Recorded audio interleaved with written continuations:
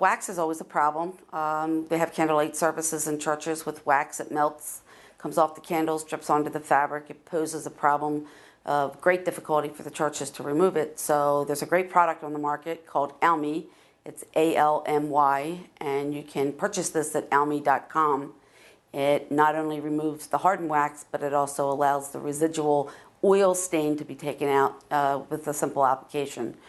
If you're looking to do something immediate, the best thing to do is to take some ice, crush it up, put it in a Ziploc bag, place it on top of the fabric, let it get hardened.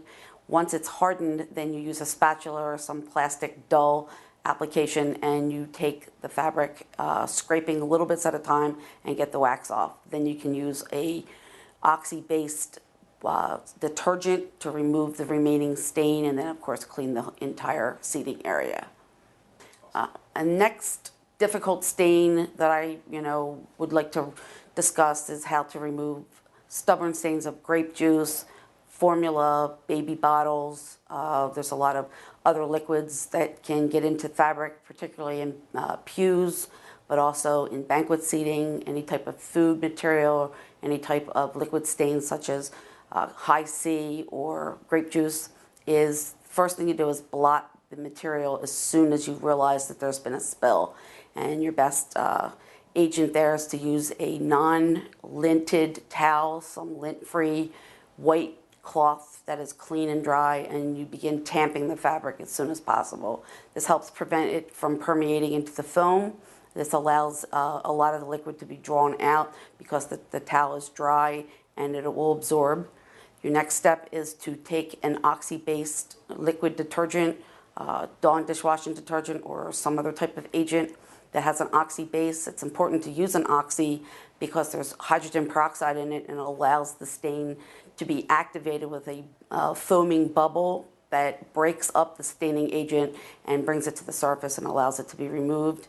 You would alternate between cleaning the fabric and wiping it dry with a damp towel, and then another application of a dry towel, and just keep alternating back and forth, and that allows the stain to come out. It's very easy to get them out if you address them immediately. It's always important to address your stains as soon as you realize that there's a stain that occurred. If you wait too long, it becomes more of a problem, and then you have to get involved in hot water vacuum extraction process, which could be expensive. The last problem that I see is things that are stuck on. There's things like gum and candy, or maybe there's something like ballpoint pen or permanent marker. There are things that are a little bit more difficult to remove. Again, if you address them immediately, you always use something dull and plastic to remove something sticky like gum or the hardened candy, like a Lifesaver or some piece of hard candy.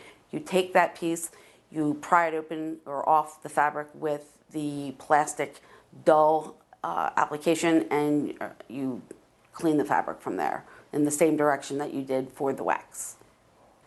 One thing you should never do on any fabric that you have is vacuum it with a vacuum head. Anything with a moving part with spinning brushes or heat will cause immediate damage to your fabric. And while it doesn't show itself immediately, within time, little pieces of filaments that have been broken due to the vacuum spinning head that have been pulled up by the brushes that rotate will cause pilling, and eventually those filaments will break and you'll have an opening in your fabric. The heat element of any kind of a vacuum process would cause any of the filaments to be scorched. You might not recognize it at first, but eventually those scorched areas will become holes because they become brittle and they break open. So the best bet is to use a static wand for your application on your vacuum cleaner and go back and forth gently. It's good if you get a static wand that has rubber tips in it, because if you have the hard plastic one, frequent dropping of the plastic can cause little nicks in the plastic, and then you wind up having scratchings in your fabric, so you don't want to do that. Yeah, UV degradation is a problem that does occur. It's a lot more infrequent these days because there's a lot more UV stabilization involved in your yarns when you purchase them. However, no matter how much you UV stabilize your yarns, you're still at the mercy of the ravages of the sun. Your best way to protect yourself against your investment getting damaged by the sun is to either purchase UV filters that are automatically placed on your window, and they peel off and stick on. They're inexpensive. They're a clear gray. When you place them on, you can't tell that they're on, so it does a great job for people who want to be able to protect their investment for stained glass because it doesn't mask the colors. Or you can purchase UV glass to go into the windows themselves.